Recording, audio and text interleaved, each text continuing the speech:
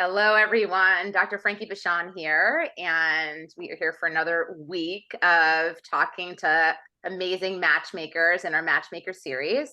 And this is Love, Laughs, and Lessons, our new podcast. And so excited for you all to join us.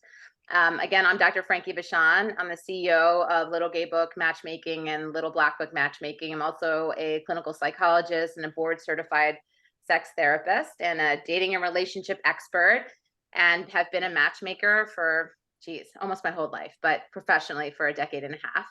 And this has been such a joy to hear from all these matchmakers about their process and experience and so on. And before we jump into introducing our guest, I'm going to hand it over to my amazing co-host to introduce herself. Yes, and I am so happy to be Dr. Frankie's co-host and bringing you these insights and expertise of professionals in the world of matchmaking.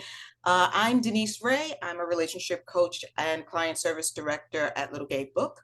I am with Dr. Frankie now, I guess, just a few months, but I've been, sorry, now I'm going to edit it. My name is Denise Ray, and I'm a relationship coach and client service director at Little Gay Book, and I'm super excited and thrilled to have the pleasure of introducing you to an extraordinary guest who has redefined the world of matchmaking in the San Francisco Bay Area, Shannon Lundgren, the founder of Shannon's Circle. Edit.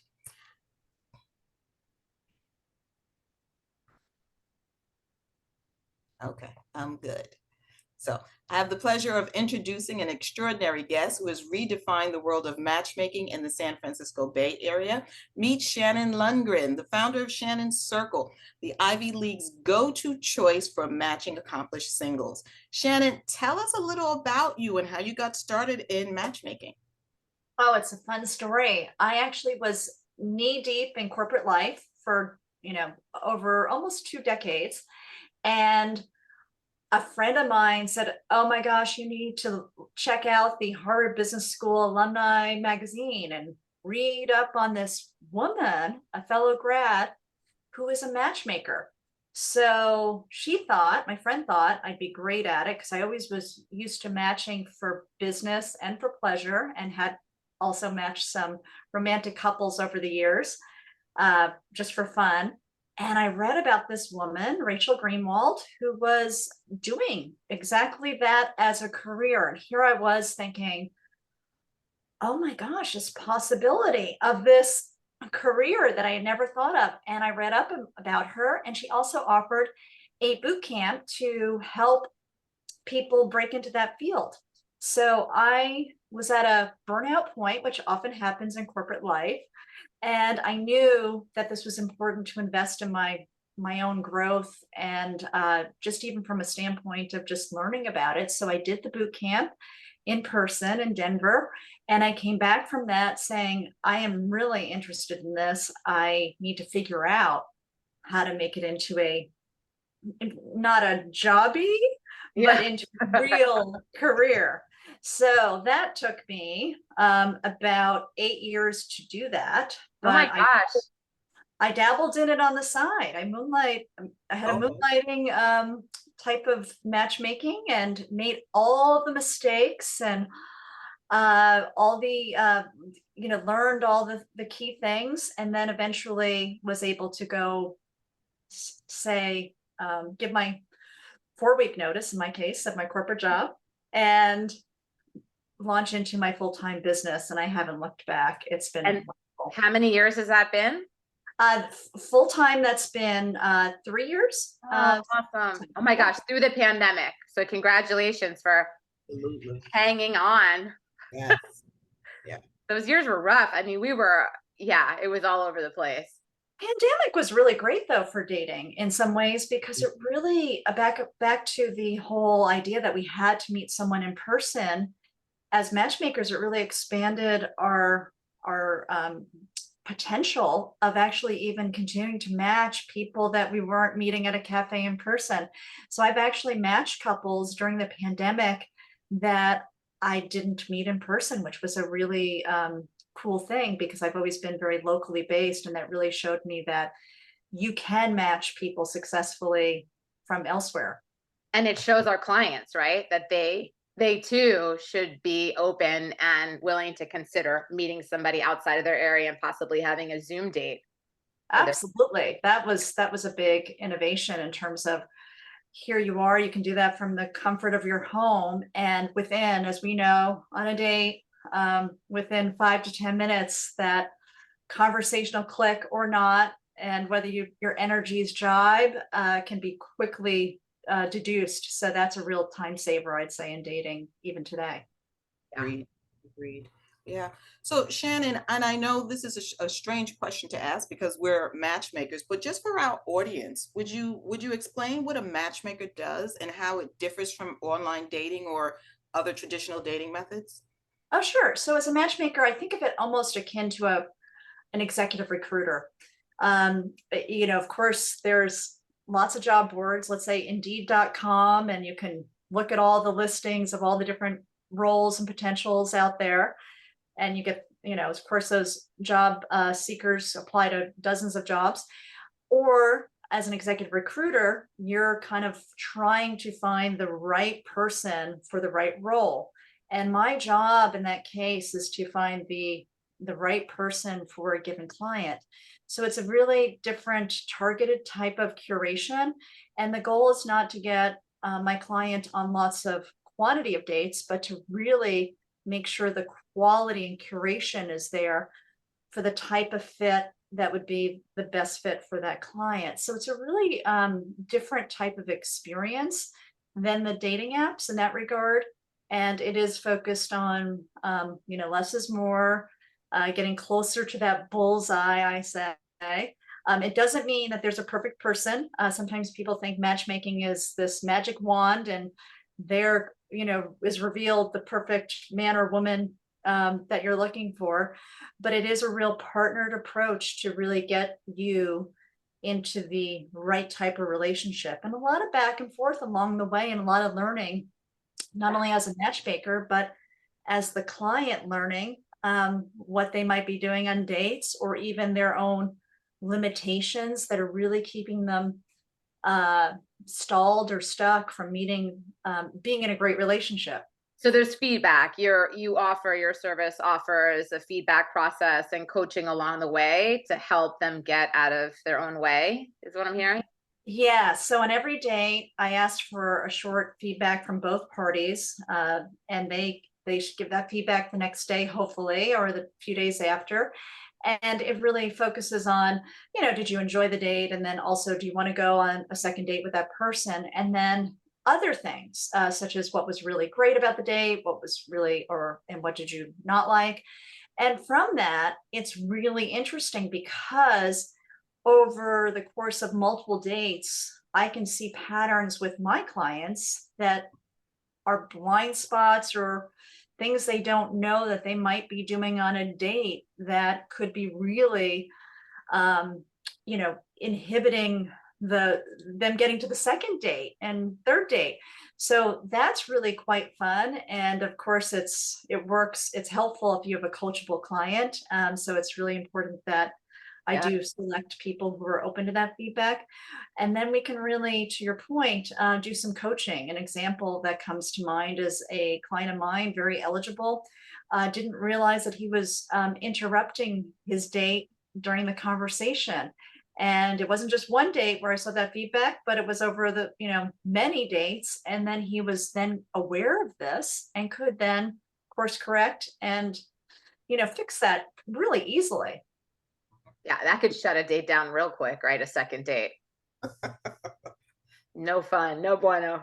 That's one of the best things about working with a matchmaker is that we get to really give that feedback that our clients would not otherwise get on a dating app or even sometimes being set up by friends. I think, right? No one wants to hurt anyone's feelings. And when you're working with somebody professional, we're very careful about how we provide feedback. And we know that, right, even if they don't end up dating going forward, that they probably at some point will bump into each other. And so we're smart about how we do that feedback. Yeah. The calibration, and whether it's first date techniques as well as someone being interested in you or not, and getting that type of feedback too, because oftentimes people go on a first date and they meet and they never hear from the person again and they have no idea what happened. So it really can be helpful mentally to close the loop too, and to help our clients, move forward with, oh, given this, the next, this can help us inform who might be a better fit for you. A lot of it can come down to even life stage and that type of lack of compatibility. So really making sure that we're barking up the right trees, so to speak.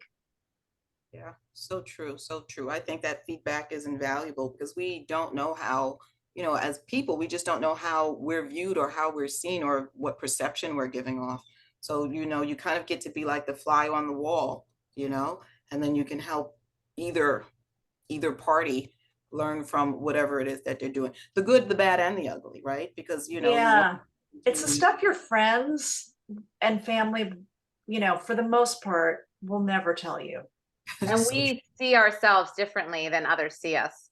I think we assume they're seeing us the way that we see ourselves, but I have found in my many, many years as a psychologist and a coach and matchmaker that that is not the case.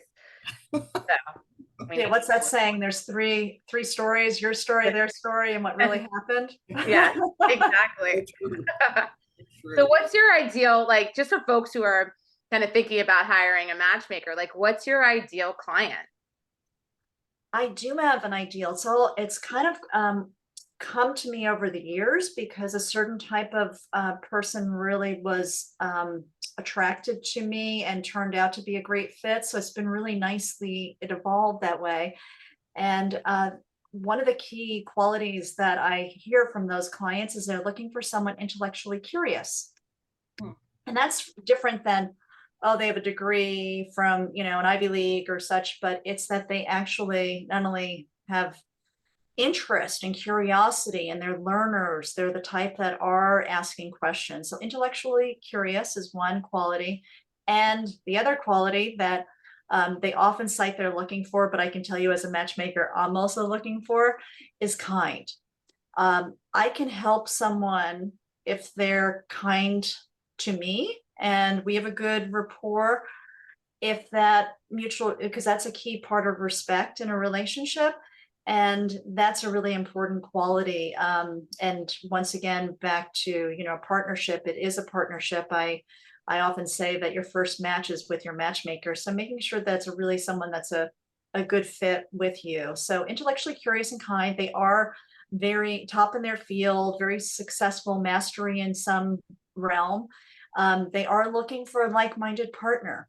That is not everyone out there. That just happens to be the type of people and clients I take on, are those that are truly looking for someone that they don't necessarily look down on or look up to. They're looking for someone that can be a real sounding board, a real 1 + 1 = 11 in their life. And that's a specific niche. If someone comes to me and says they're looking for someone, I don't know, 25 years younger than them and gorgeous or handsome, that's not my search. So I kind of have learned the type of niche I'm in, and it's definitely that's kind of the right type of people that I can help the best.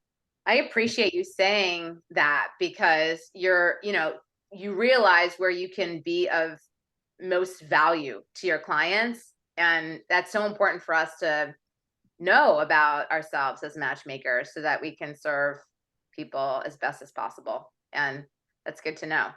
Yeah, I did find over the years, one of the nice things, as mentioned, I didn't have the financial pressure of making the business work because I was being well paid in corporate life. So I was dabbling in it. And it was really nice to have that lack of pressure because I could decide who to work with and not to work with. I didn't have any pressure to make a mortgage payment and just take anyone coming my way. And what that has helped is making sure that that partnership is there. And I find that that works better than a matchmaker being potentially an order taker or someone who's just saying what the client wants to hear all along, and then ultimately the client's disappointed or feels misled.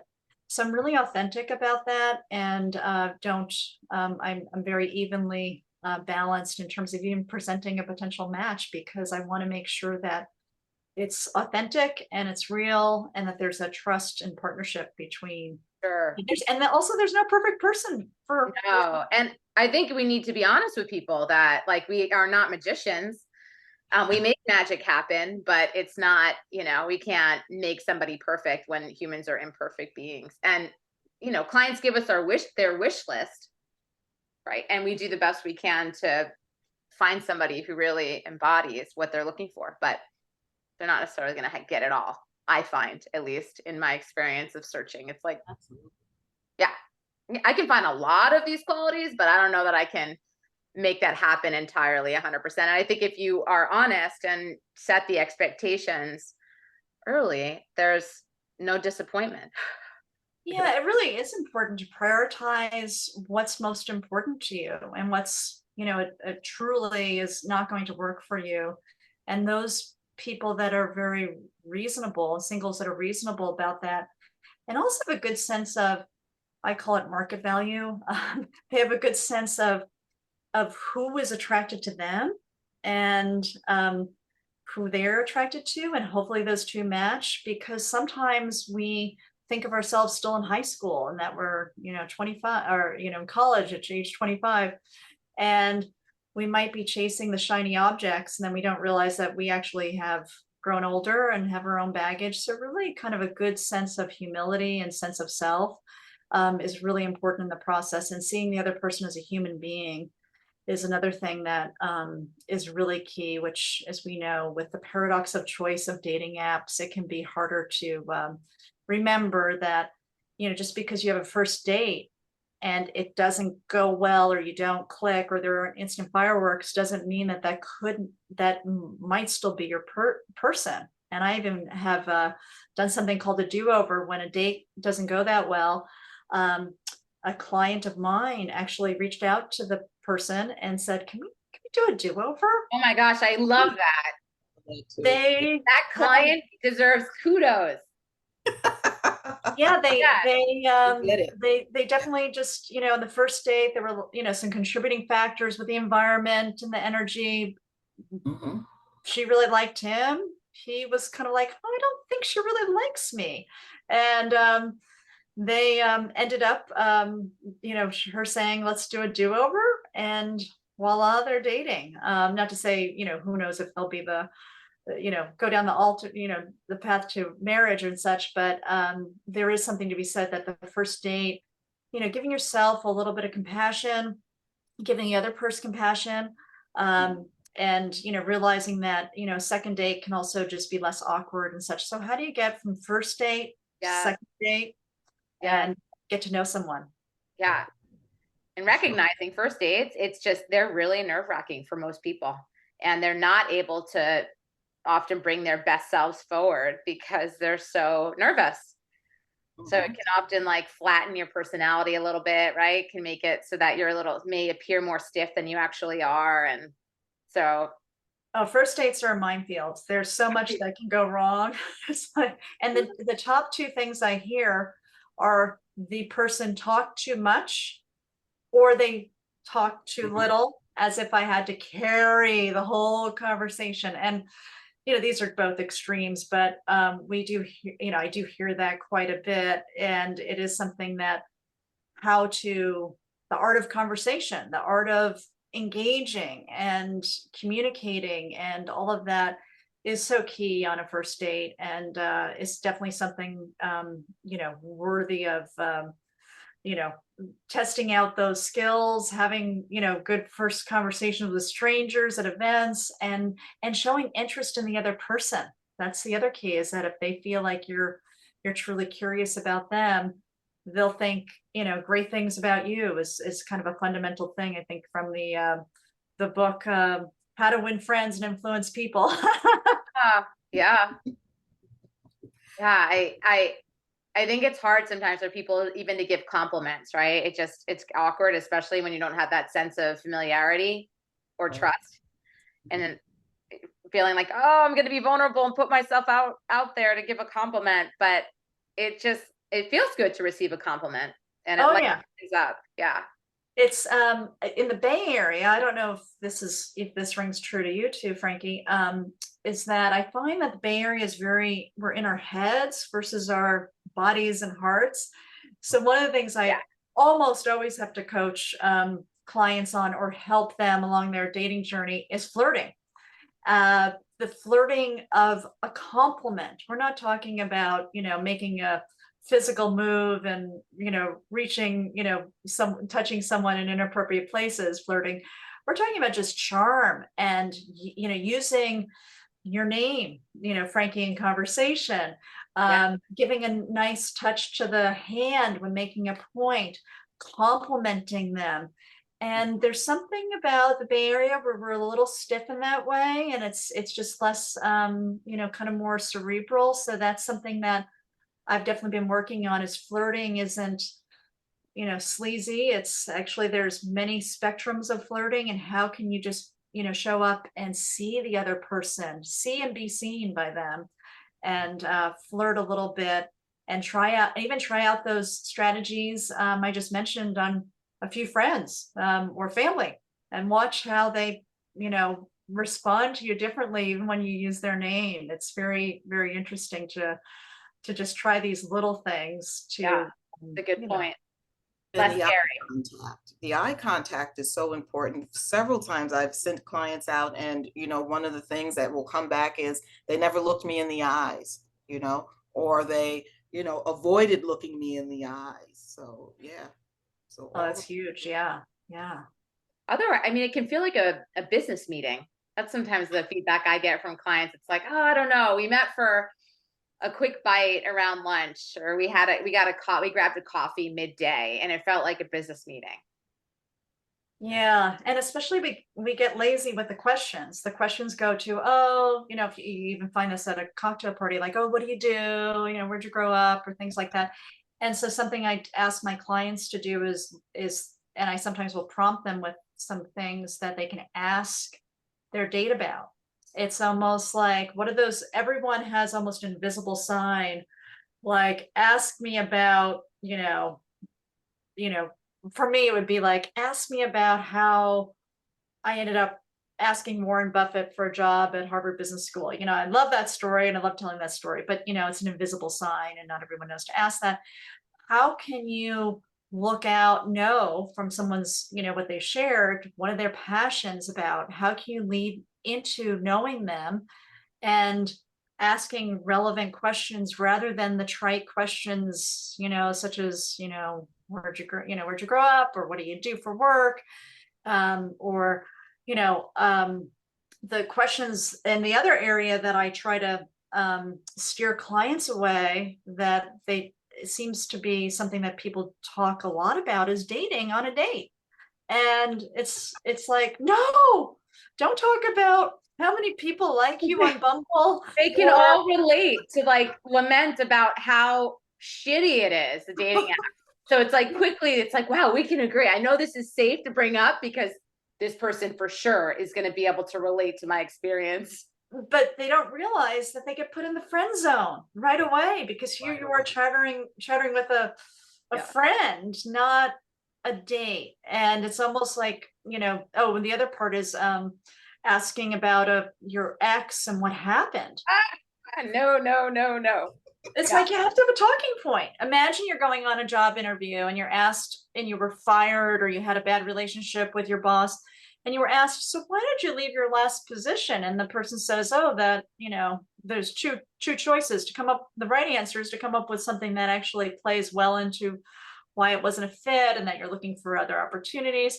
Or you could tell the truth and have a whole sob story and, complain about the last company. Which person do you think is going to get the call back?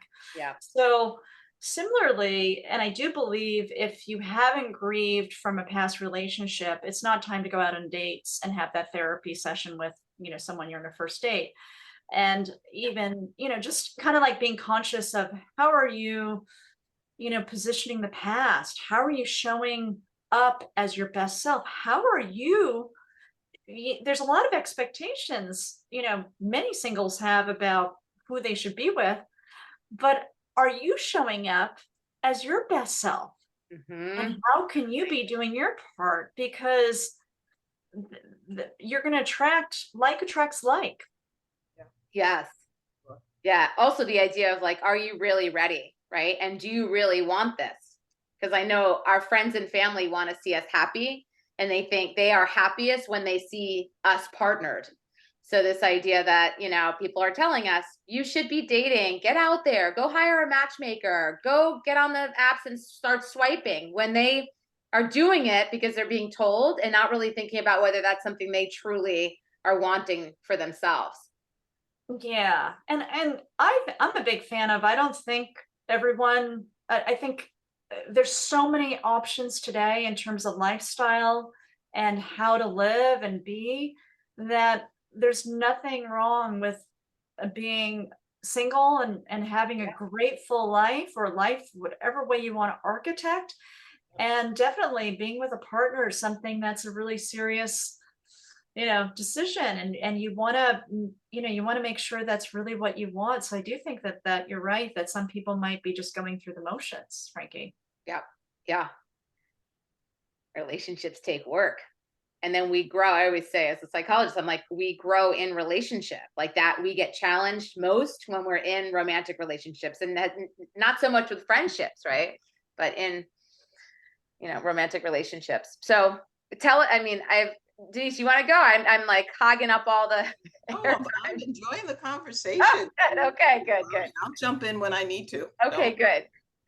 What about photos? What's your feeling about that? We do not show photos.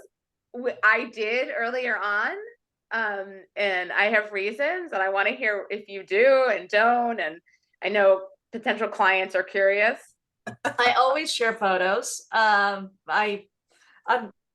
curious to hear the art, how you landed with not sharing. I do my best to get recent photos, of course, of my client, and good quality photos, and also of their potential first date, to make sure that there is that awareness of what does a person really look like, so they're not surprised on a first date, since so much of it can be visual, and that initial reaction and such. I think it would be really dreamy to be in a world where there wasn't any photos, and people just met kind of, and got to know someone without any physical aspects. I just have found that I can get them there faster with showing photos. And I think also the clients that I work with, that's most comfortable for me and them. Back to that partnership part, is that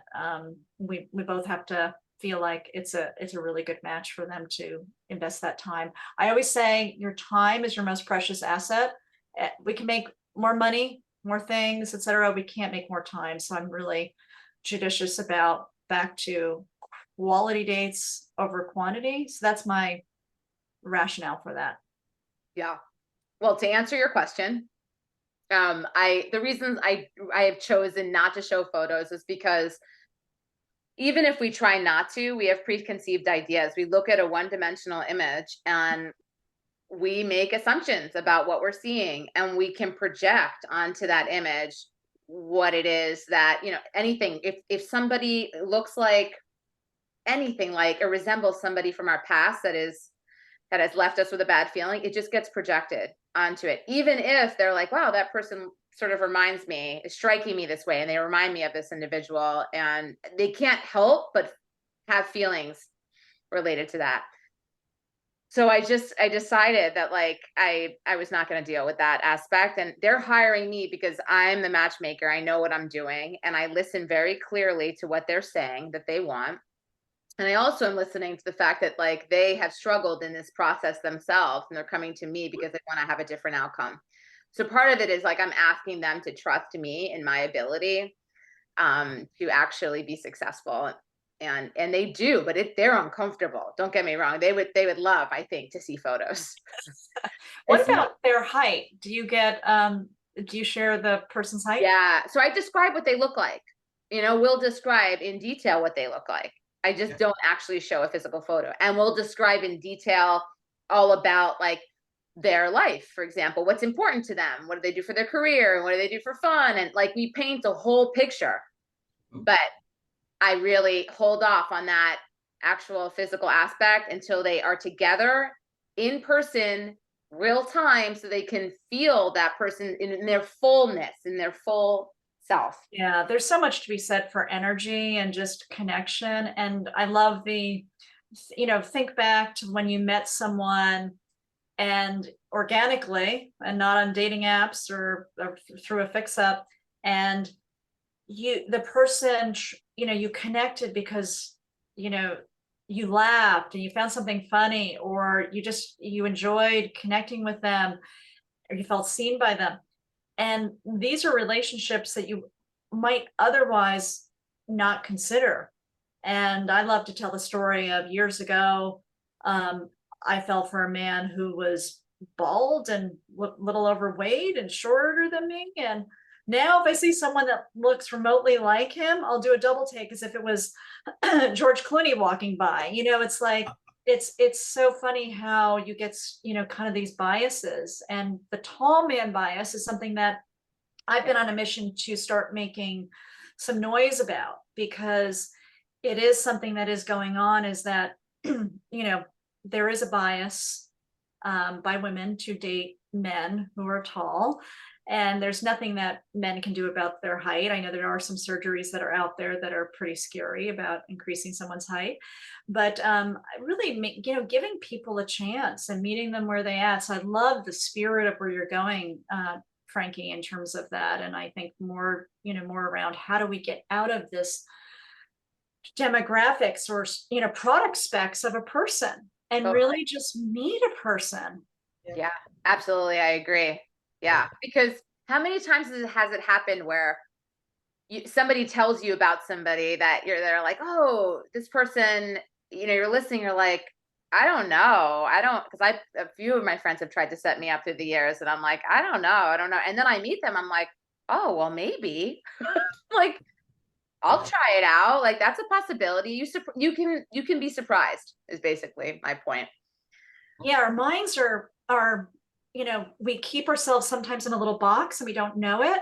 Yeah. And just the injection of possibility. That's how I ended up meeting my husband. Is I was working with him in a company and I thought, oh, it's taboo to date someone who's senior to you. And then a friend of mine was like, yeah, you can find another job, Shannon. And then that possibility was like, yeah, I can. And I should probably pursue this.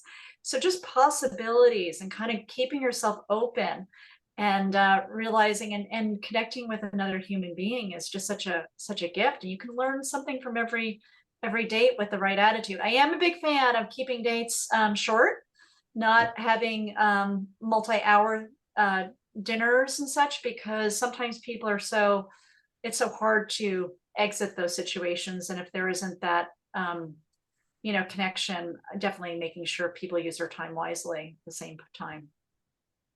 Any other rules? Date rules? First date rules?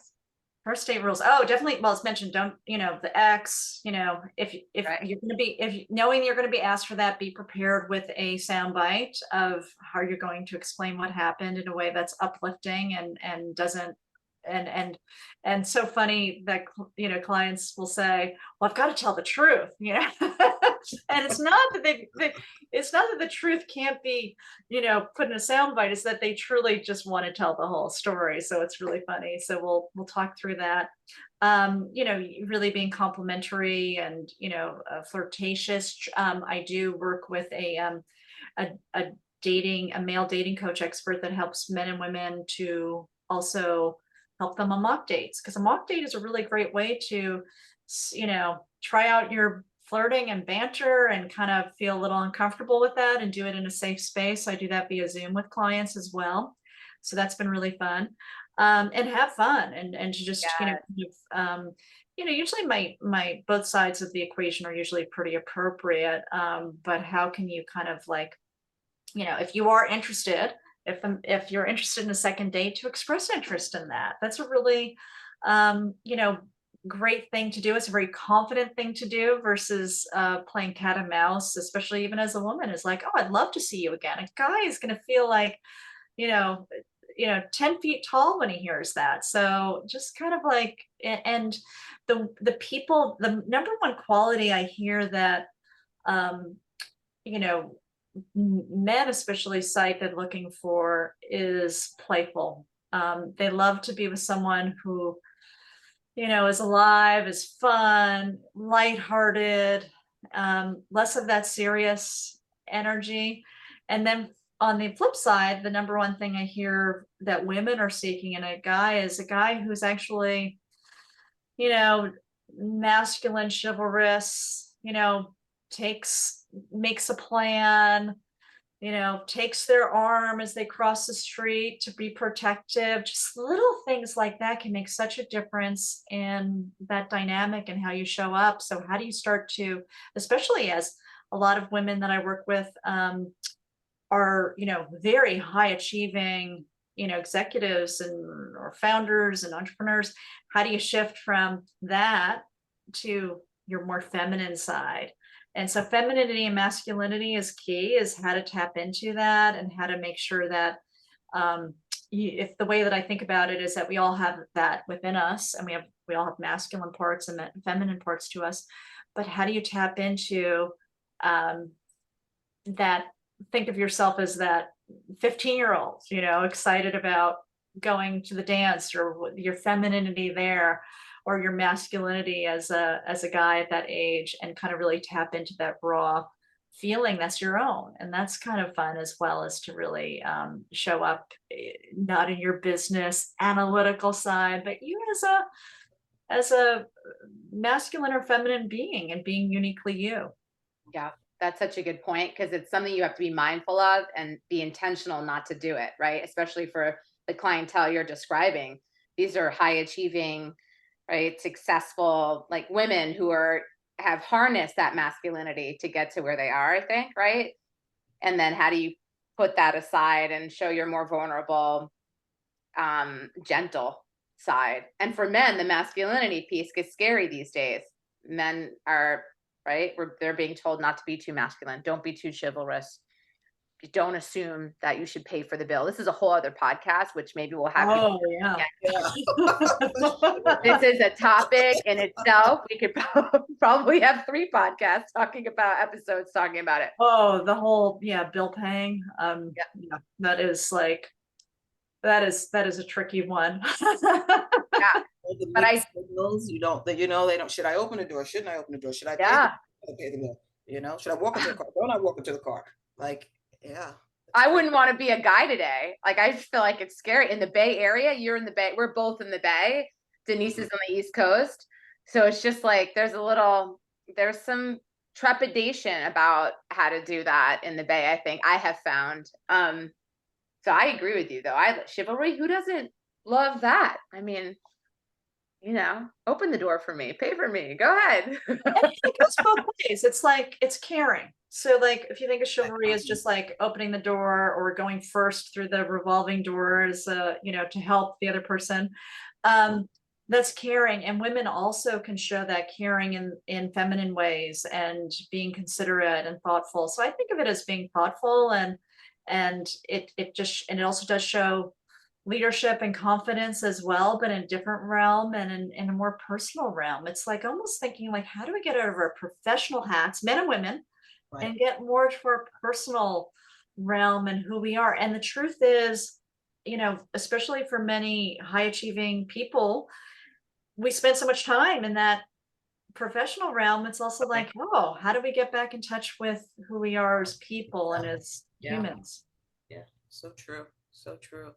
So, and there's so many, you hear about all of these, everything is like a red flag. This is a red flag. That is a red flag. This is a red flag. Like all of these red flags that aren't really red flags. So can you speak to that? Would you what do you really consider a red flag for someone in dating? Outside of the obvious, like totally rude, that's not your clientele. You know what I mean? But like, what do you consider red flags for 2 people to go forward? Yeah. Well, That's a tough one. I mean, like it's really, there's definitely, you're right, because it's kind of ruling in, ruling out versus just kind of, first of all, just getting to know the person. But it's a fear-based, you know, one of the things, of course, you always want to be safe on a date. So, and I'm speaking more for dating apps and such, is always being prudent and always being cautious with, and making sure you're meeting in a public place, making sure you're not giving out your phone number to someone you don't know, and personal aspects about you, last name, etc. So definitely being safe is really important for all ages and stages, for the dating apps. And then of course, if you're meeting through a matchmaker, I do keep things on first name basis, until the couple wants to reveal who, their full names and such.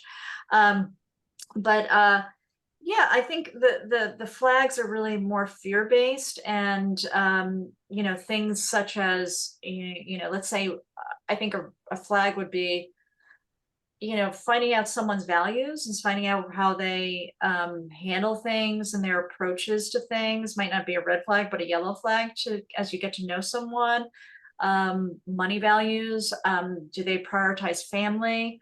If that's really important to you. So kind of knowing yourself and knowing if that's something that's gonna work. But once again, we go into our critic mode. So it's almost like, I love the analogy that's used in, a lot of NLP. It's like you're either on the field or you're in the stands critiquing and, cheering on the players or criticizing the players. And how do you just have that experience, and just like, if you're gonna go on the date and give it a chance. And if not, don't go on the date. Just Yeah. kind of like, it's almost like driving driving your car with the foot on the brake. It's like, you're just not going to go anywhere if you don't Yep.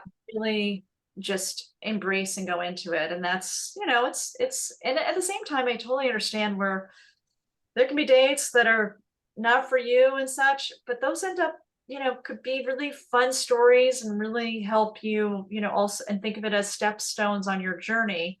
And if you can learn from each date and learn a little bit about yourself and what's important to you, great, and just kind of know that that's part of the path, is that you will meet hopefully a lot of people. I do have a concept called the love funnel.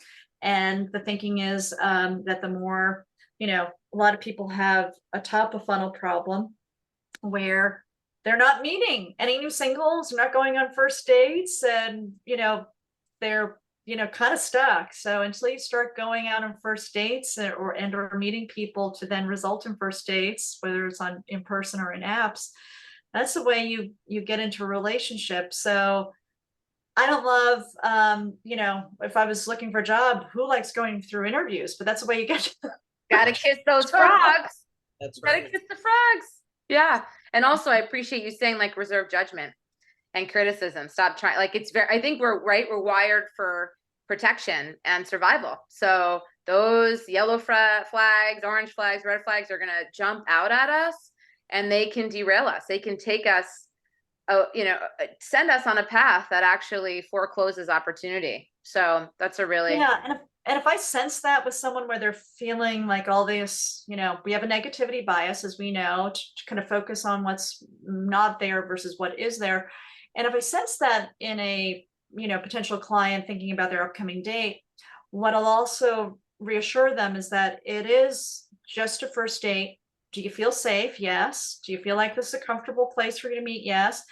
Do you feel, do you have your back and know that you're not going to just, I don't know, drink too much and end up in Vegas getting married to this person? Yes. Okay. So there's absolutely nothing to lose here, except for that investment of time. And how do you kind of like really have your own back too? yeah, Like, a part of it is making sure that we've all made mistakes in various realms. And how do we kind of also have our own back and say, you know what? I'm not that same person. I'm going to go into this. I'm not going to end up in a relationship or getting married to someone that's not a fit for me. I'm wiser now. And how can I just experience this person and not bring forth my own biases or fears into the equation? It's easier said than done, believe me. But with coaching, as we know, coaching is really beneficial for all. You can kind of strive for that. yeah, love it. Such good. Oh my gosh, you have shared so much good stuff today. I loved every moment, right, Denise? Woo! Yeah. I hope our listeners are going to take away like all of these amazing nuggets and apply them to their dating lives and find much more success. So how can folks find you, Shannon? How? What's your website address? What are your, how do they reach you on social media? What's the best way for them to reach you? And is there Oh, yeah. free database? Yeah, go ahead. Yeah, so definitely. So shannonscircle.com is my website, and it's free for everyone to join. I collect and love collecting amazing singles near and far to be part of my complimentary Rolodex database. It's only for my eyes. It's not, it's private, but it's completely free. And I joke that, you might, as a function of joining my database, you put your name in the hat for the love lottery. I might call, reach out to you someday and have the person for you to meet that is perfect for you. So that's something that is kind of the no-brainer. I recommend doing not just with me, but with other matchmakers, joining people's databases, because that's really a great opportunity, especially if investing in matchmaking isn't a fit for you. And for me, I only work with a very small percentage of a very small percentage of people at a time. So that's oftentimes how most people end up in my network. Also, I'm on social media, Instagram at Shannon Circle, and Facebook and LinkedIn. So all those places are great. And I do also do events in the Bay Area. I have a couple things coming up. So I do have them on my website as well. Amazing. Super nice. So Yeah. informative. Yeah. It's been a pleasure. Well, so fun to be here and so fun to chat with you, lovely ladies, about dating and love. Yeah, amazing. So I hope folks find you, and we'll definitely spread the word. I think you're awesome, and so happy to see you again. And yeah, thanks for taking time to spend an hour with us today. My pleasure. Thank you. All right. You. Bye, Bye. everyone. Bye.